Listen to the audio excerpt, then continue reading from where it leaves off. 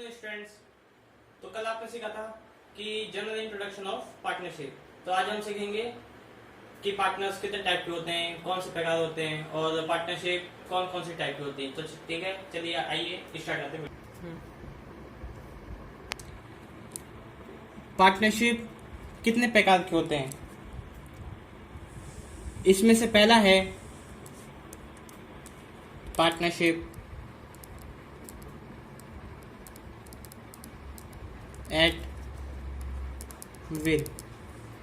ये पार्टनरशिप वो होती है जो कि अपनी इच्छा से, यानी कि मानो किसी बिजनेस ने फर्म से पार्टनरशिप करी है बिजनेस को चलाने के लिए, तो मानो उनके बीच में एग्रीमेंट हुआ है कि 2 साल पार्टनरशिप रहेगी, 2 साल बाद पार्टनरशिप खत्म हो जाएगी।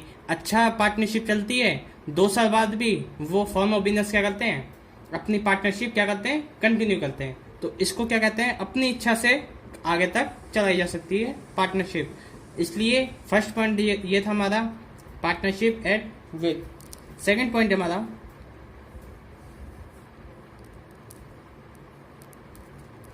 Partnership at fixed period. Second number है पार्टनरशिप एट फिक्स्ड पीरियड।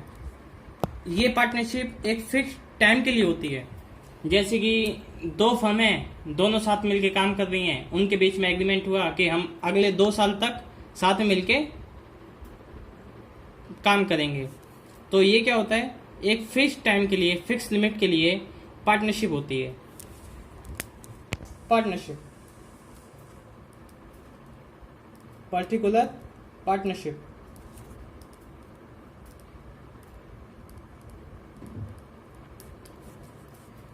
ये पार्टनरशिप वो है जो किसी पर्टिकुलर सिंगल बिजनेस के लिए बनाई जाती है। यानी कि एक कोई एम्प्लॉय है, किसी को एम्प्लॉय को कैपिटल की जरूरत है, तो वो क्या करता है, किसी अपने बिजनेस में किसी एक एम्प्लॉय को लेके आता है। वो एम्प्लॉय जो होता है वो कैपिटल भी लेके आता है, साथ में गुडविल भी लेके आता है। तो इसलिए किसी पर्टिकुलर सिंपल से बिजनेस के लिए किसी एम्प्लॉय को अपने फर्म में लेके आना।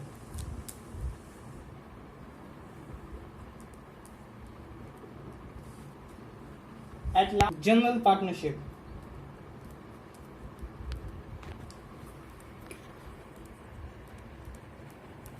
आपको भी पता है जनरल पार्टनरशिप क्या होता है। जनरल पार्टनरशिप साझेदारी किसी बिजनेस को चलाने के लिए जो की जाती है वो होता है general partnership.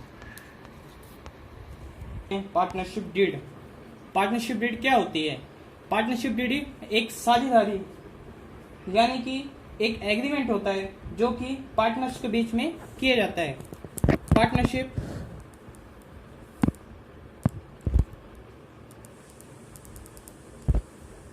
Is an agreement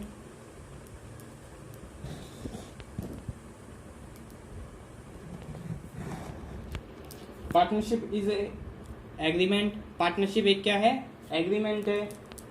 इसके लिए कोई फॉर्मेलिटीज नहीं करनी पड़ती। एंड एग्रीमेंट, इसके लिए कोई मतलब कानूनी कार्रवाई नहीं होती है इसके पीछे। ये जरूरी नहीं है कि ओरल में होगा या रिटर्न में होगा, ये दोनों ही रिटर्न और ओरल दोनों में से किसी में भी हो सकता है। कंपलसरी नहीं है कि रिटर्न में चाहिए कि ओरल में चाहिए, दोनों में से किसी में भी हो सकता है। एग्रीमेंट में ये दे रखा होता है कि किसी of the partnership firm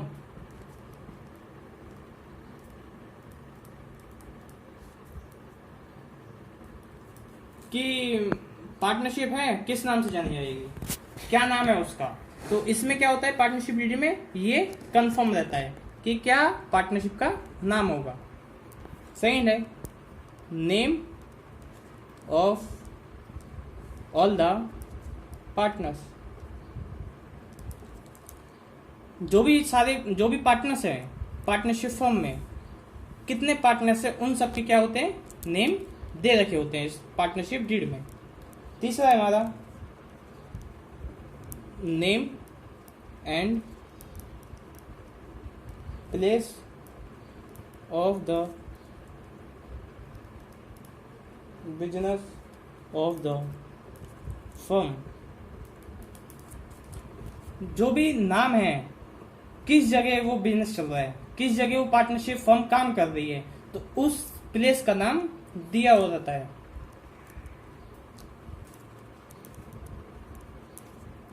date of commencement business,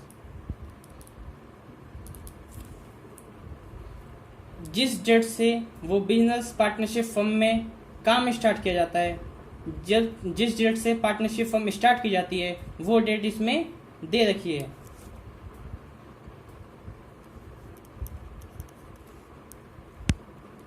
duration of the partnership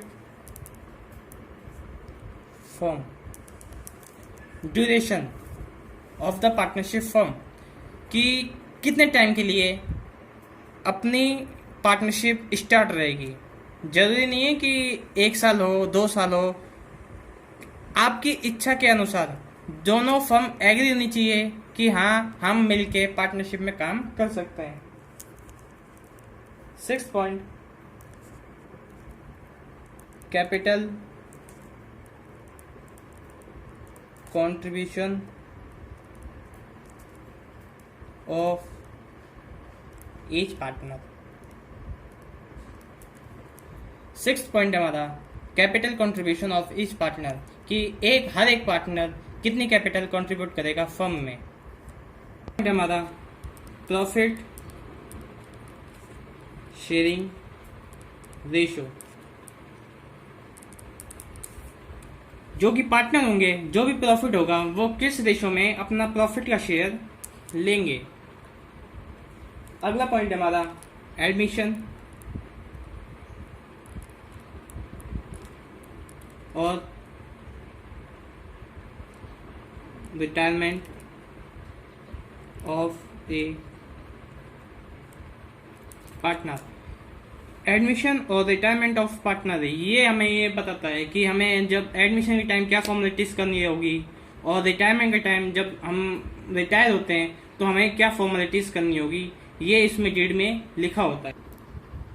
rates of interest on capital and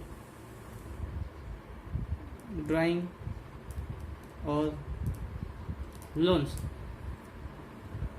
point 9, rates of interest on capital, जो हम कैपिटल लेके आते हैं, फर्म में लेके आते हैं, लगाते हैं, उस रेट से क्या इंटरेस्ट हमें मिलेगा। अगर हम कोई भी लोन लेते हैं फर्म से तो उस पर हमें क्या इंटरेस्ट पे करना पड़ेगा। अगर हम ड्राइंग भी कर लेते हैं तो हमें क्या इंटरेस्ट पे करना है।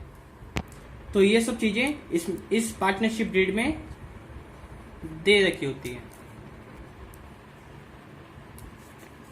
ऑफ पार्टनर कि पार्टनर्स कितने प्रकार के होते हैं, कौन कौन से होते हैं।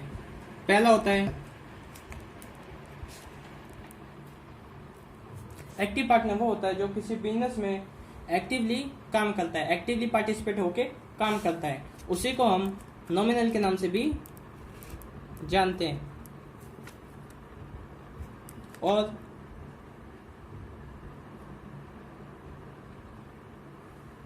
एक होता है हमारा स्लीपिंग पार्टनर। स्लीपिंग पार्टनर वो होता है जो कि पार्टनरशिप फर्म में तो है लेकिन वो काम नहीं करता, खाली बस एकदम फ्री रहता है। पार्टनर्स में एग्रीमेंट तो करता है पर लेकिन who does not actively participate take in the business firm. और एक और पार्टनर होता है हमारा सब पार्टनर, जो कि मान लो किसी बिजनेस फर्म में 2 पार्टनर काम कर रहे हैं, तो यानी कि एक पार्टनर अपने अंडर क्या करता है, एक किसी और पार्टनर को एंटर करवाता है, तो उसको क्या कहते हैं, सब पार्टनर। एक और पार्टनर होता है वो होता है इनकमिंग पार्टनर। इनकमिंग पार्टनर वो होता है जो कि एडमिशन के टाइम ऑफ एडमिशन के टाइम जो अपनी कैपिटल लेके आता है, गुडविल लेके आता है, तो उस पार्टनर को एंटर कराया जाता है। जो भी हैं बिजनेस में ओनली 2 एक्टिवली काम करते हैं, जिसका नाम है एक्टिव पार्टनर, जो कि who has become a partner by agreement.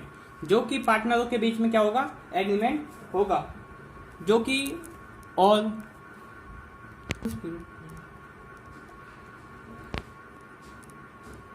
Participate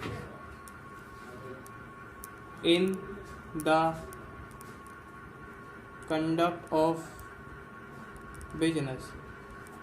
जो बिजनेस में पार्टिसिपेट करेगा, एक्टिवली होकर काम करेगा, वो होता है एक्टिव पार्टनर। और एक और होता है नॉमिनल, जो कि नॉमिनल होता है lends his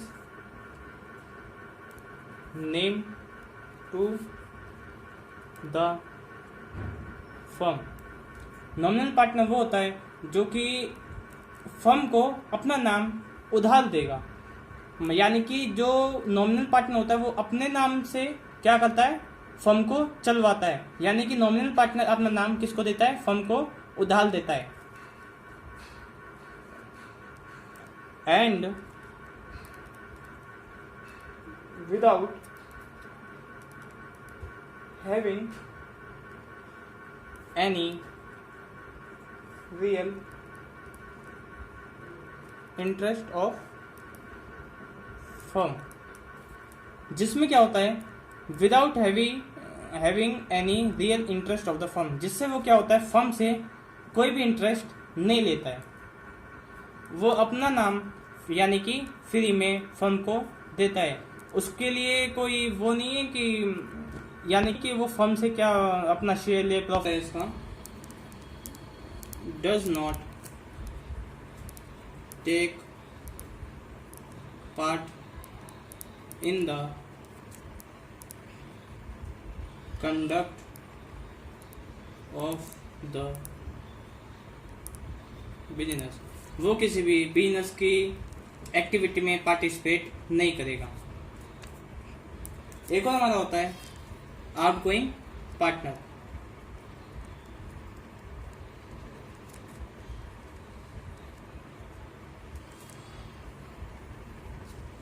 आउटगोइंग पार्टनर वो होता है जो कि eight the time of retirement के टाइम जाता है। ए पर्सन और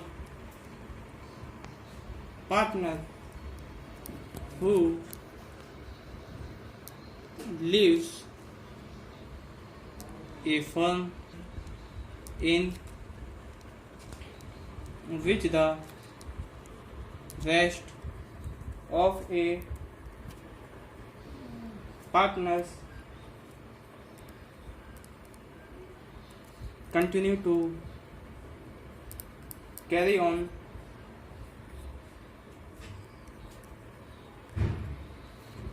business is called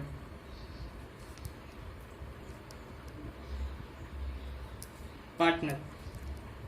जो पार्टनर्स आउटगोइंग पार्टनर्स वो होता है जो कि कंटिन्यू बिजनेस में काम कर रहा है। जब उसको रिटायर होना है तो क्या होता है सारे पार्टनर्स को ये इन्फॉर्मेशन दे देगा कि हाँ मैं रिटायर हो रहा हूँ, और वो क्या करेगा पब्लिक नोटिस इशू करेगा। अगर यानी वो पब्लिक नोटिस नहीं इशू करता है तो यानी उस पार्टनर आउटगोइंग पार्टनर्स को फर्म के अंदर माना जाएगा। फर्म के अंदर माना जाएगा तो रिटायरमेंट होने के बाद भी उसकी लायबिलिटी बनी रहेगी तो उसको लायबिलिटी पे करनी पड़ेगी। इसलिए उसके लिए कंपलसरी है they at the time of retirement.